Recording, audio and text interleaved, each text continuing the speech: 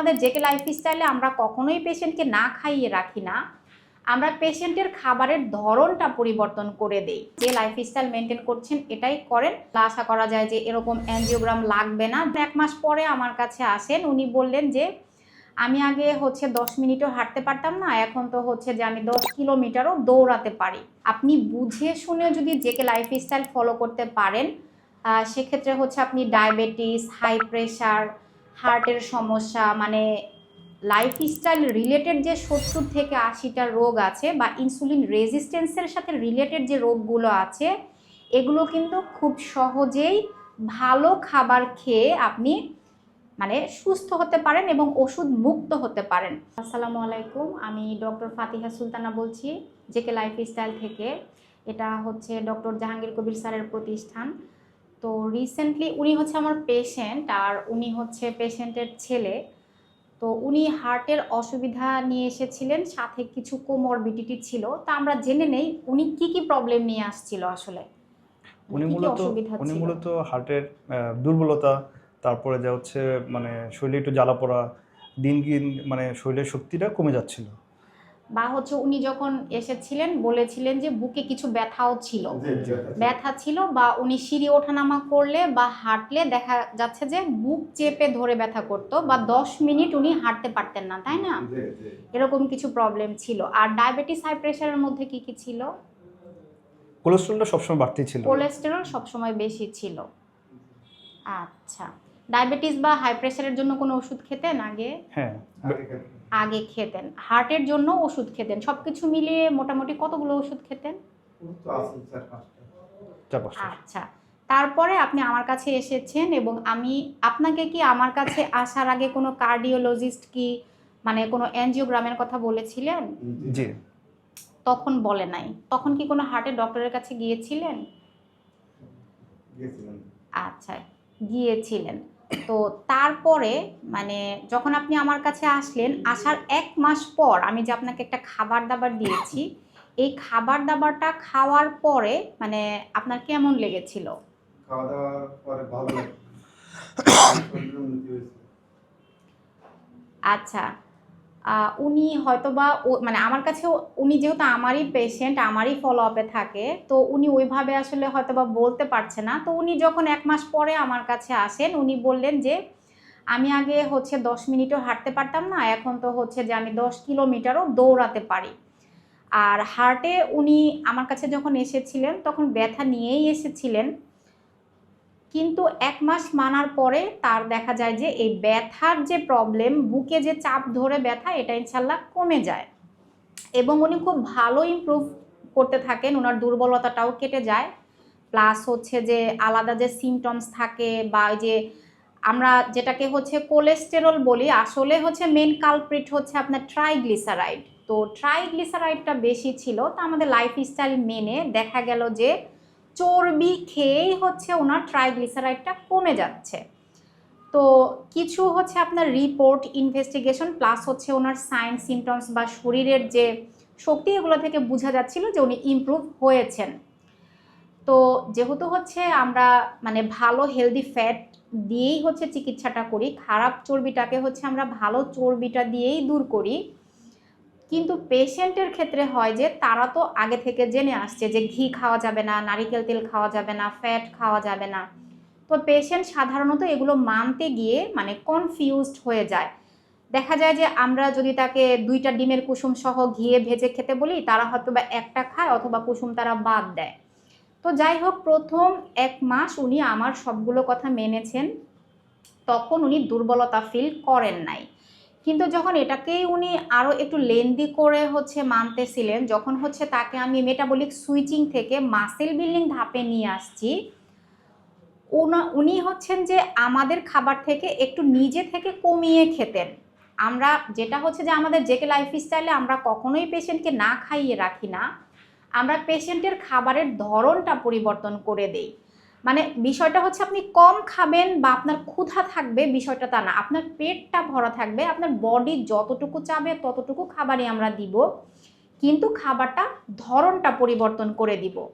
কিন্তু এই যে পেশেন্ট যেহেতু হচ্ছে আগে থেকেই আমাদের একটা মেন্টাল সেট আপ থাকে যে আমি তো চর্বি খাচ্ছি, তখন পেশেন্ট একটা মেন্টাল স্ট্রেসে থাকে। যদিও তার রিপোর্ট ভালো, ইনভেস্টিগেশনের রিপোর্ট ভালো, তার সিমটমস ভালো, কিন্তু তারপরেও পেশেন্ট অতিরিক্ত সাবধানতার জন্য দেখা যায় যে আমরা যেগুলো খেতে বলতেছি তারা সেগুলোও কমিয়ে খাচ্ছে। তো এতে করে কি হয় যে তার শরীরে একটা দুর্বলতা কাজ করে, উইকনেস ফিল হয়। তো উনি যখন 2-3 মাস পরে আমার কাছে আসলেন, বললেন যে আমি হার্টের দিক থেকে একদম পুরোপুরি ভালো আছি, কিন্তু আমি খুব উইক ফিল করছি।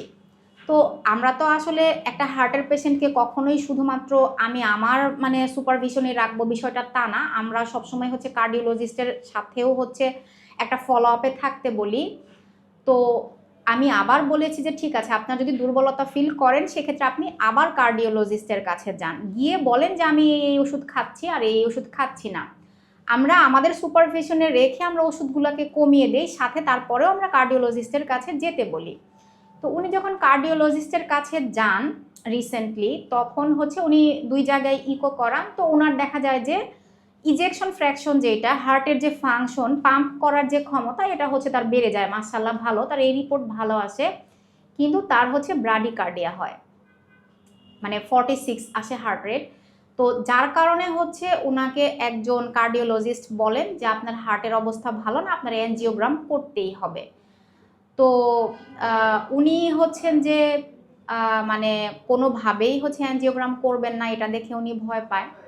তো তারপরেও হচ্ছে যে আমি ওনাকে বললাম যে ঠিক আছে, আপনার হার্টের কন্ডিশন আগের চাইতে বেটার, কিন্তু আমি লাইফস্টাইল নিয়ে কাজ করি, আমি হচ্ছি যে এই স্পেশালিস্ট, ঠিক আছে? তো আমি যেহেতু হার্টের কার্ডিওলজিস্ট না, আমার লাইফস্টাইল মানলে আপনাকে হচ্ছে হার্টের ডক্টরের পরামর্শে থাকতেই হবে। এখন একটা কার্ডিওলজিস্ট যদি আপনাকে বলে থাকে যে আপনার অ্যাঞ্জিওগ্রাম লাগবে, আপনি একটা কাজ করতে থাকেন, মানে কাজ করতে পারেন, সেটা হচ্ছে যে আপনি 3-4টা কার্ডিওলজিস্ট দেখাতে পারেন। কারণ সবার অপিনিয়ন এক হয় না, বা সবার ট্রিটমেন্ট জিনিসটা এক হয় না। সবাই আমরা একই বই দেখেই পড়ি, কিন্তু ট্রিটমেন্টের ক্ষেত্রে যার যার এক্সপিরিয়েন্স থেকে সে তার মতো করে ট্রিটমেন্ট নেয়। তো উনি আমার কথা মতো হচ্ছে এরকম এই 2-3 দিনের মধ্যে হচ্ছে অনেক কার্ডিওলজিস্টের কাছে যান। লাস্ট পর্যন্ত উনি হার্ট ফাউন্ডেশনে যান। দেখি আপনাদের রিপোর্টগুলো আছে। জি, এটা হচ্ছে ওনাদের রিপোর্ট। উনার হচ্ছে উনি ন্যাশনাল হার্ট ফাউন্ডেশনে উনি আবার ইকো করিয়েছেন। লাস্ট যিনি উনাকে দেখেছেন কার্ডিওলজিস্ট, উনি আবার হচ্ছে ইকো করে ওনার LVEF 60% পেয়েছেন। এবং উনি বলেছেন যে যেহেতু হচ্ছে আপনার হার্টের মানে কন্ডিশন ভালো, প্লাস হচ্ছে যদি আপনার ব্লক থাকতো সেক্ষেত্রে হচ্ছে আপনার লিপিড প্রোফাইল এরকম সন্তোষজনক থাকতো না। মানে হচ্ছে যে ওনার লিপিড প্রোফাইল ট্রাইগ্লিসারাইড আমাদের খাবার দাবার মেনে ওনার হচ্ছে টিজি যেটা, এটা ছিল হচ্ছে 56। তো তারপরে স্যার আবার হচ্ছে কার্ডিওলজিস্ট যিনি, উনি আবার ওনাকে লিপিড প্রোফাইল করিয়েছেন। যদিও উনি ওনার হচ্ছে হতাশা থেকে বা মেন্টাল স্ট্রেস থেকে 2-3 দিন হচ্ছে উনি আমার লাইফস্টাইলের বাইরে গিয়ে খাবার খেয়েছেন। এই 2-3 দিনেই তার হচ্ছে সাদা পরোটা খাওয়ার জন্য বা আমাদের লাইফস্টাইলের খাবারের বাইরে খাওয়ার জন্য ওনার টিজি বেড়ে গিয়েছে, কিন্তু বাড়লেও সেটা হচ্ছে 90 হয়েছে, মানে খুব বেশি বাড়ে নাই। আর এই জন্য হচ্ছে কার্ডিওলজিস্ট ওনাকে পরামর্শ দিয়েছেন যে আপনি যে লাইফস্টাইলটা ফলো করছেন এটাই করেন, আশা করি আপনার অ্যাঞ্জিওগ্রাম লাগবে না, তবে আপনি কিছু ওষুধ কন্টিনিউ করবেন। আচ্ছা, সবাই মনে করতে পারেন যে আমরা সব ওষুধ বন্ধ করে দেই, আমরাও আসলে মানে কিছু ওষুধ রাখি, বন্ধ করি, বাড়াই, কমাই। কিন্তু যেই বিষয়টা খুব গুরুত্বপূর্ণ, যে যেই জিনিসটা সাপোজ আমরা প্রেশার কমানোর জন্য কাজ করছি বা হার্টের ওভারলোডটা কমানোর জন্য, বা মানে যেটা বাংলায় যেটা নর্মালি যারা বুঝে, যারা নন মেডিকেল পারসন, যে আমার হচ্ছে হার্টের কাজ বেশি হয়ে যাচ্ছে, লোড বেশি হয়ে যাচ্ছে, ফ্লুইড ভলিউমটা বাড়ছে, এটার জন্য যে আমরা ডাইউরেটিক্স টাইপের কিছু অ্যান্টি হাইপারটেনসিভ দিয়ে থাকি, সেটা হার্টের কাজ করে প্লাস প্রেশারও কমায়। কিন্তু আমরা যে ডায়েটটা দিয়ে থাকি, এই ডায়েটে যেহেতু ইনসুলিনের পরিমাণটা অ্যাডজাস্ট থাকে, এই জন্য হচ্ছে এই ড্রাগের প্রয়োজনীয়তাগুলো হচ্ছে ধীরে ধীরে কমে আসে। প্রথমে দেখা যায় যে আমরা হাফ করে দিই, তারপরে দেখা যায় মানে হাফ করে একদিন পর পর, মানে বিভিন্নভাবে এটা দেওয়া হয় পেশেন্টের কন্ডিশনের উপর ডিপেন্ড করে। এই জন্য যে ড্রাগগুলো দেওয়া হয় সেগুলো আবার হচ্ছে একটু আমাদের সুপারভিশনে থেকে প্লাস কার্ডিওলজিস্টের সুপারভিশনে থেকে একটু অ্যাডজাস্ট করতে হয়। তো সবচেয়ে বড় কথা যে আমাদের যে কার্ডিওলজিস্ট স্যার উনি বলেছেন যে আপনি ভালো আছেন, আপনার আপাতত হচ্ছে ইনশাল্লাহ আশা করা যায় যে এরকম অ্যাঞ্জিওগ্রাম লাগবে না, যে লাইফস্টাইল মেনটেন করছেন এটাই করেন, আর কিছু ওষুধ আপনি চালিয়ে যান। তো এই জন্যই হচ্ছে আমি আপনাদের বলছি যে আপনি বুঝে শুনে যদি জেকে লাইফস্টাইল ফলো করতে পারেন, সেক্ষেত্রে হচ্ছে আপনি ডায়াবেটিস, হাই প্রেশার, হার্টের সমস্যা, মানে লাইফস্টাইল রিলেটেড যে 70 থেকে 80টা রোগ আছে বা ইনসুলিন রেজিস্ট্যান্সের সাথে রিলেটেড যে রোগগুলো আছে, এগুলো কিন্তু খুব সহজেই ভালো খাবার খেয়ে আপনি মানে সুস্থ হতে পারেন এবং ওষুধ মুক্ত হতে পারেন। তাহলে আবারও জাহাঙ্গীর কবির স্যারের মতো করেই বলছি, চর্বি খেলে চর্বি হয় এই কথাটা সত্য নয়। আসসালামু আলাইকুম। জেকে লাইফস্টাইল লিমিটেড, ওষুধ মুক্ত সুস্থ জীবন।